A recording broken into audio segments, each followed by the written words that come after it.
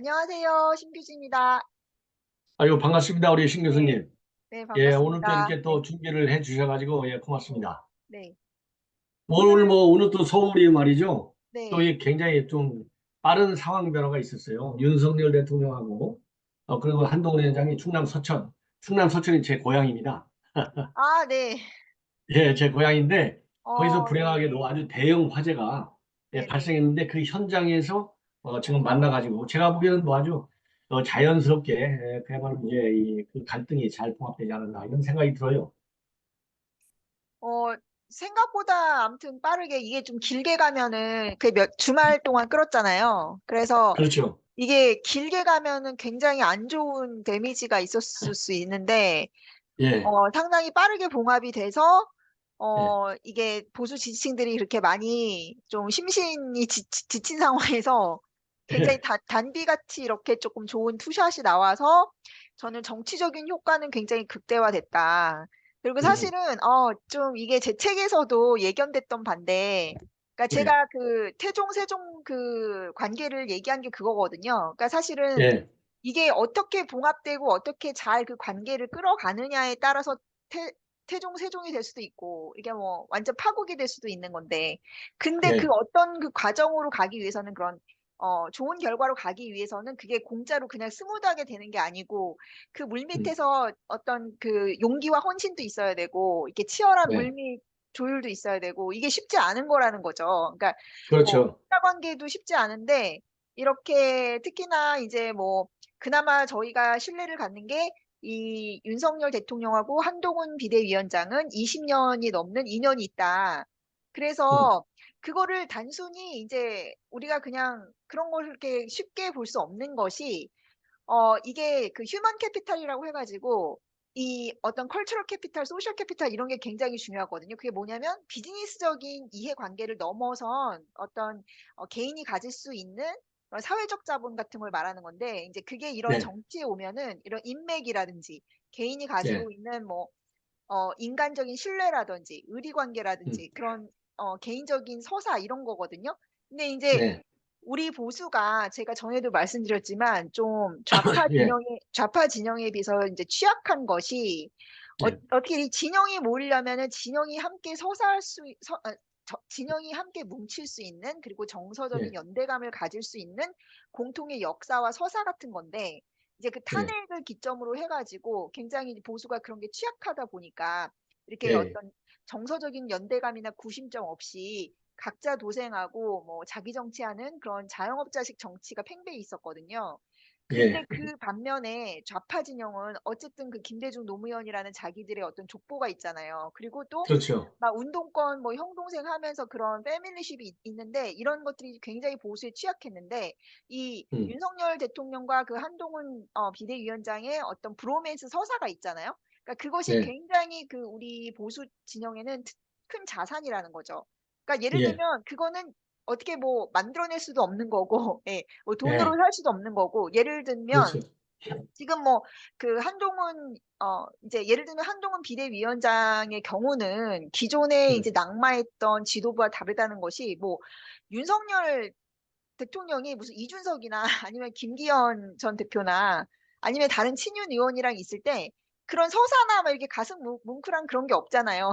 근데 이제 예, 한동훈 비대위원장이랑은 갈등도 어떤 드라마의 서사가 될 수 있어가지고 예, 이렇게 예, 사람들이 좋아하는 보고 싶어하는 이 갈등이나 그런 사소한 것들을 극복하면서 나아가는 브로맨스 서사 이런 것들에 예, 굉장히 보수층이 결집할 수 있고 뭐 미디어에서 이렇게 주목도가 높기 때문에 저는 이게 굉장한 이 보수의 자산이고 우리가 총선을 이제 그 대하는 가장 큰 무기다. 솔직히 말해서 이 두 예, 분의 원활한 파트너십, 정치적 파트너십 이것이 보수층에게는 굉장히 이제 큰 무기이자 또 중도층에게도 소구할 수 있는 그런 부분이라고 생각해서 저도 이렇게 주말에 굉장히 마음 졸이고 막 머리 아프고 되게 좀 심하게 알았는데 오늘 되게 예, 기분이 싹 좋아지더라고요. 그냥 그 오늘 막 그리고 이제 그 봉합되는 과정의 이미지도 되게 좋았던 것 같아요.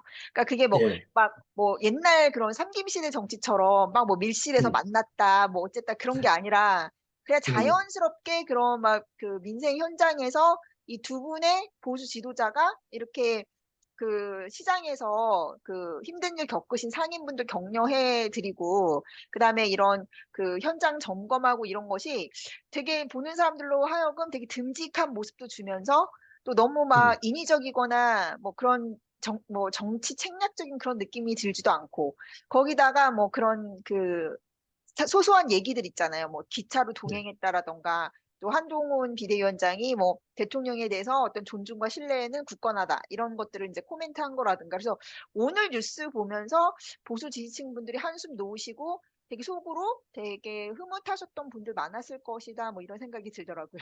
네. 예, 예.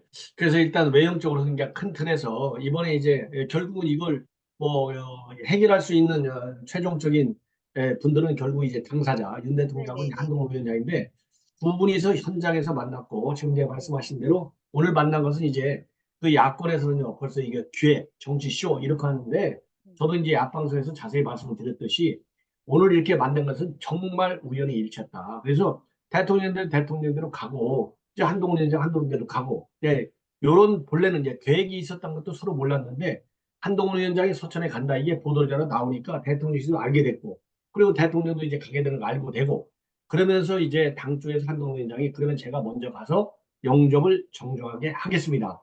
요렇게 이제 이 얘기가 나와가지고 한동훈 위원장이 이제 간다. 아침에 이제 가잖아요. 그러니까 한동훈 위원장이 일찍 가니까 본래 윤 대통령이 이제 어제 새벽, 이제 오늘 새벽이죠. 새벽에 이제 이 화재 현장을 다 보고받으면서 현장 방문 계획도 세워라. 이렇게 지침을 내렸다는 거예요. 그랬는데 한동훈 위원장이 보도 보니까 가는 거예요. 그런데 이제 여권에서 가면서 더군다나 대통령과 대표가 가는데 따로따로 가면 이거 안 가니만 못하잖아요. 그래서 조율이 되면서 이제 한동훈 위원장이 제가 먼저 가서 잘 영접하겠습니다. 그러니까 본래 3시에 가려다가 1시 30분으로 땡겨서 갔고 그래서 이제 한동훈이 정중하게 영접을 하고 같이 쭉 돌고 이제 올라올 적에는 본래는 이제 따로따로 올라올 거 아니에요. 근데 이제 윤 대통령은 이제 전용 열차로 가게 되니까 네네. 아니 뭐 같이 가자 옆자리에서 그러니까 이제 한동훈 장관도 깜짝 놀래가지고 아니 제자리가 있어요 이렇게 했다는 거 아니에요. 그래서 아, 이제 같이 타고 오면서 이제 한 두세 시간 동안 같이 이제 여러 대화를 나눴겠죠. 그러다 보니까 지금 말씀대로 외형적인 그러니까 이제 프로토콜 상으로도 굉장히 잘 됐고 그다음에 이제 컨텐츠 내용상으로도 민생 문제를 또 많이 얘기했고 말이죠.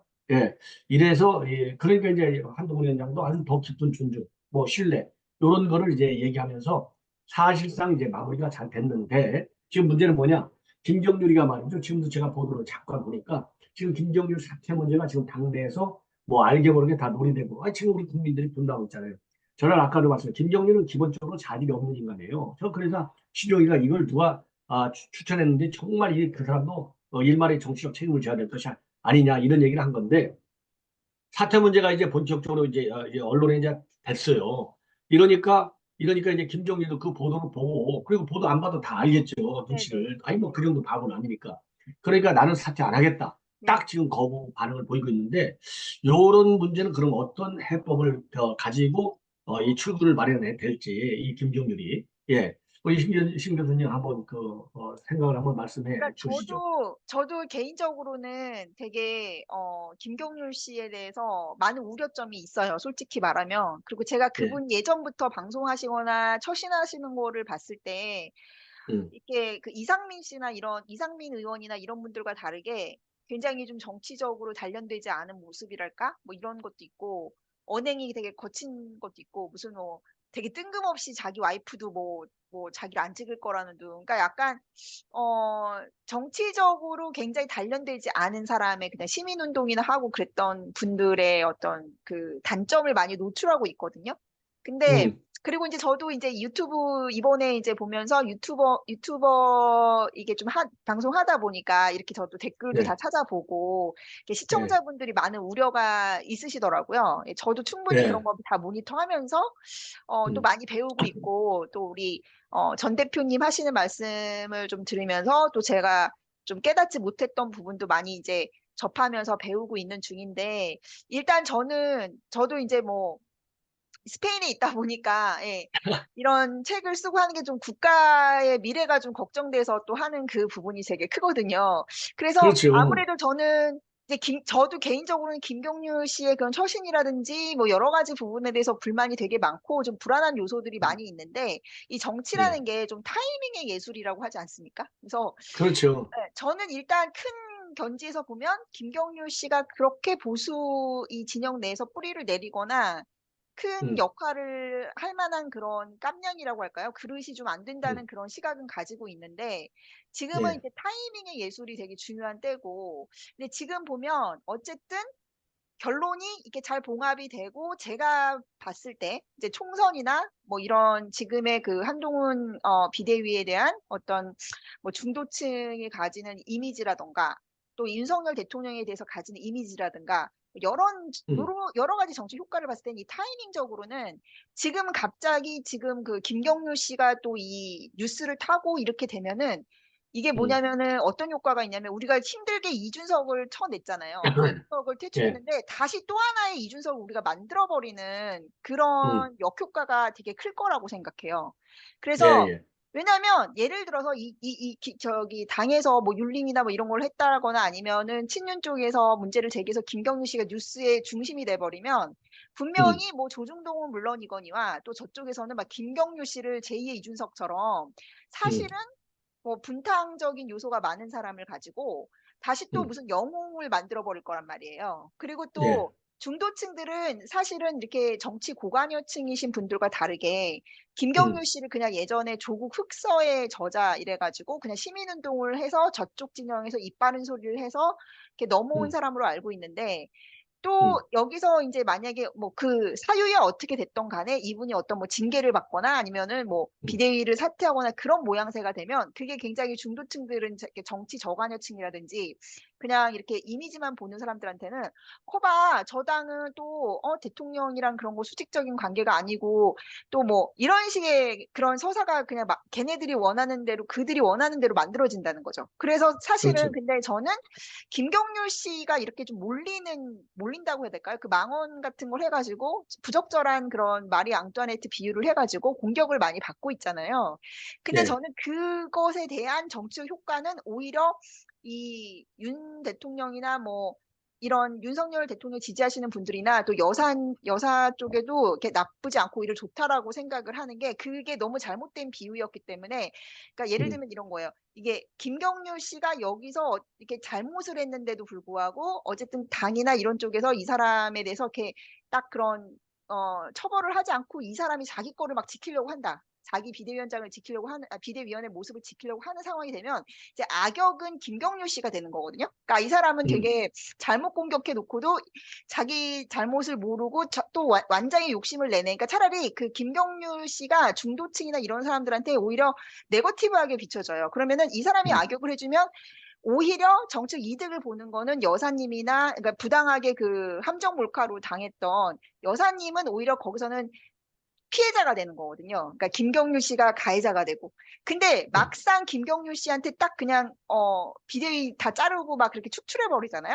그러면 네. 김경률 씨가 어느 순간 갑자기 막 용감한 말을 했는데 예? 그러니까 정말 뭐 중전마마에 대해서 말 한마디 잘못했다가 이빠른 소리 했다가 무슨 뭐 사약을 받은 막 되게 올곧은 선비처럼 아마 미디어에서 그런 식으로 띄울 거예요. 네. 그러면은 이게 정치적인 역효과가 되는 게 이 강성 뭐 친윤 뭐 강성 지지층에서 의해서 이 뭐 이런 중도적인 사람을 이렇게 쫓아낸 당 이런 식으로 음, 되니까 막상 그 음, 사람한테 이렇게 철퇴가 내려지면은 김경유 씨가 피해자가 돼버리고 음, 가해자는 또 뭐 이 당은 무슨 뭐 개딸 전체주의야 뭐가 달라 막 말도 못하게 재갈을 물리네 그리고 음, 또 나온단 말이에요.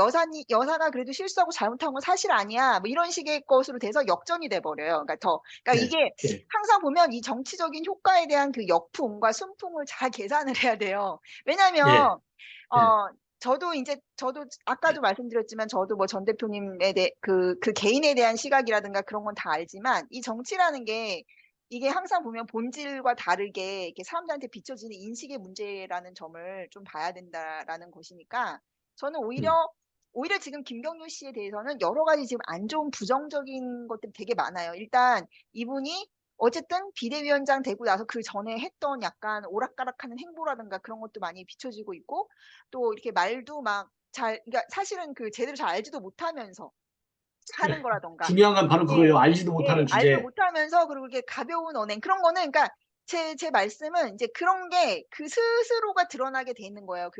그분의 그 문제점은. 그러면 이제 중도층도 서서히 알게 되는 거거든요, 사실은.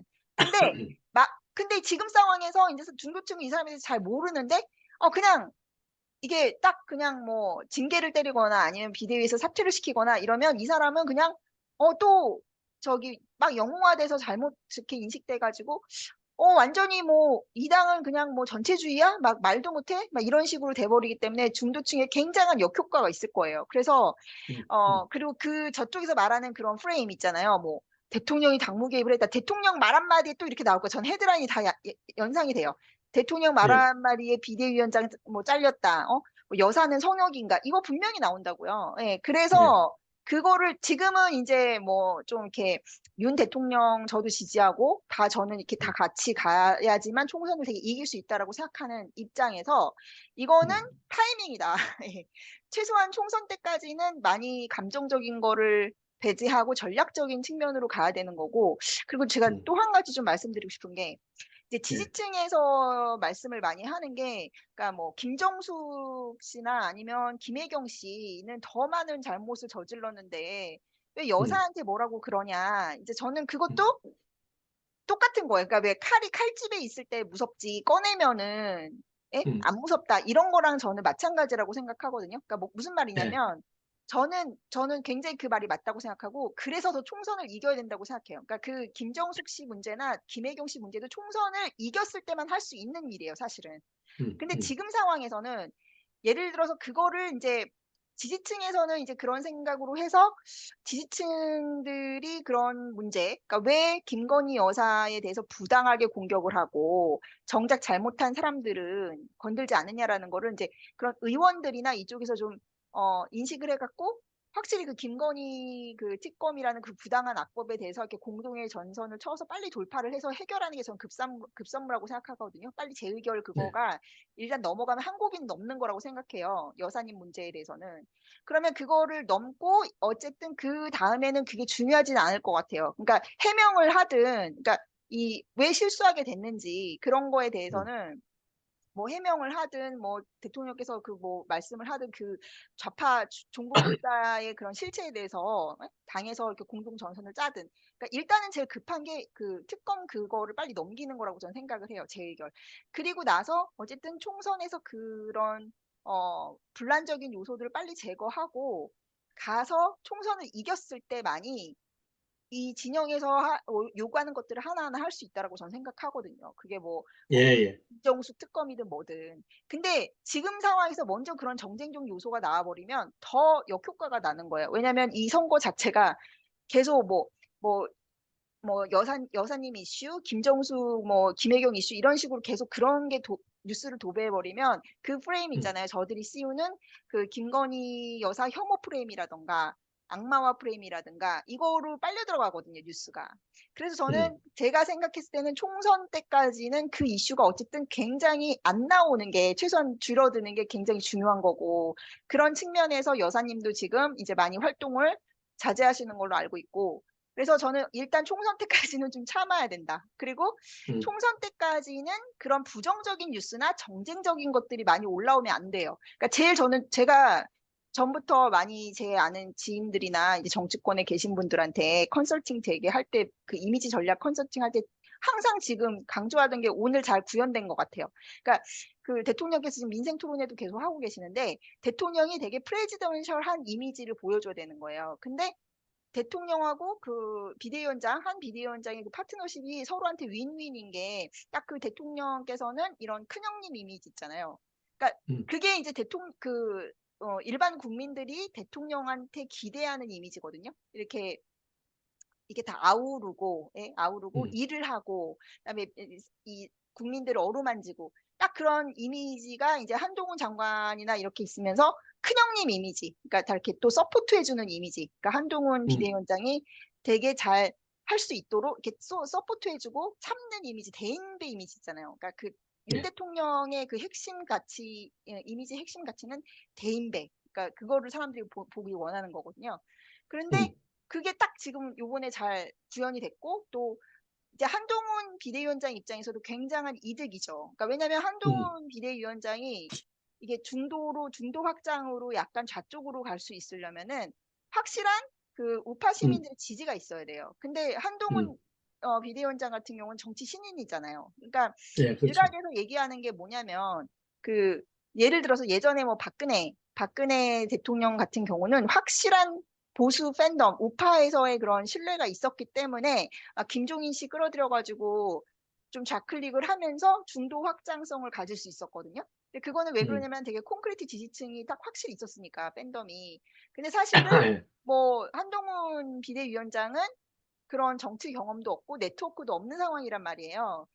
그런데 예. 중도 확장하겠다고 이렇게 하면은 그 박근혜 전 대통령 그 비대위 때처럼 그런 이게 우파 진영의 탄탄한 지지를 받을 수 없는 상황인데 그런 거에 있어서 이제 윤석열 대통령하고 이렇게 투샷이 잡히면 뭔가 이렇게 약간 후계자 같은 이미지 그리고 정치적으로 음. 트레이닝 되는 이미지를 줄 수 있으니까 이게 보증이 되는 거죠. 그러니까 보수 예, 우파 예. 시민들도 뭔가 이렇게 안심할 수 있는 이미지. 그래서 저는 그 투샷이 굉장히 이제 좋은 전략이고 앞으로도 계속 그런 식으로 나가야 된다. 민생 중심, 그다음에 서로 이렇게 보완하는 그런 정치적 파트너십 이 두 가지로 쫙 나가야 되는데 사실은 이게 백마디 말보다 이렇게 뭐 백문이 백문이 불여일견이라고 그런 불여일견. 이미지의 효과는 정말 되게 큰 것 같아요. 네, 네네. 그래, 지금까지 아주 좋은 말씀 고맙고요. 네, 이제 김경률 그 입장만 제가 간략하게 언급을 하고, 네, 네, 요 방송을 이걸로 마무리하고, 이제 그 제2호를 한번, 또 방송을 한번 더 하시죠. 네, 네, 네, 그래서 제가 이제 김경률 반응이 지금 보도가 나왔어요. 그래서 이제 네, 동아일보에서 김경률한테 전화를 해서 지금 이제 네, 사퇴 요구에 관해서 이제 물었더니 나 사퇴 안 하겠다. 그러면서 한동훈 비대위원장과 같은 생각이다. 한동훈 비대위원장도 이건 다양성이다 이렇게 해서 이제 일단은 디펜드를 한 적이 있잖아요. 그래서 사퇴를 이제 완전히 거부했고 그리고 지도부하고 이제 친윤하고 좀 입장이 달라요 보니까 지도부에서도 아니 김경률이가 사퇴한다고 그래서 한동훈 비대위 색깔이 없어지는 것 아니냐. 사퇴한다고 해도 이 김 여사 이런 그 의혹, 요거는 계속 남을 것 아니냐. 그러면서 이 또 이 김경률을 좀 이 옹호하는 이런 분위기가 지도부 안에서 있다는 겁니다. 예.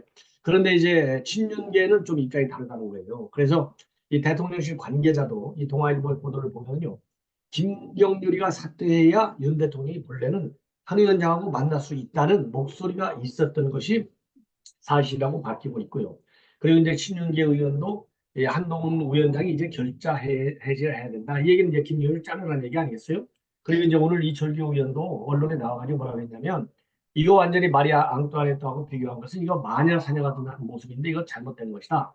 이거 상당히 어려운 부분이고 책임 있는 자리에 있는 부분은 좀 말을 좀 절제 자제해야 된다. 이런 얘기를 했거든요. 자, 그래서 이게 지금 이제 그 우리 신 교수님이 말씀하신 대로 잘라도 문제, 안 잘라도 문제인데, 네, 네, 네, 무슨 일든지 다 장단점이 있지 않습니까? 예. 네, 네, 예, 그런데 제가 이제 우려하는 것은 지금 말씀하신 대로 자를 경우 그런 이제 우려가 있다는 건 뭐 당연하죠. 예. 그런데 이제 저는 문제가 뭐냐. 이 사람이 정상적 사고를 하고 정상적인 발언을 하는 것 같다.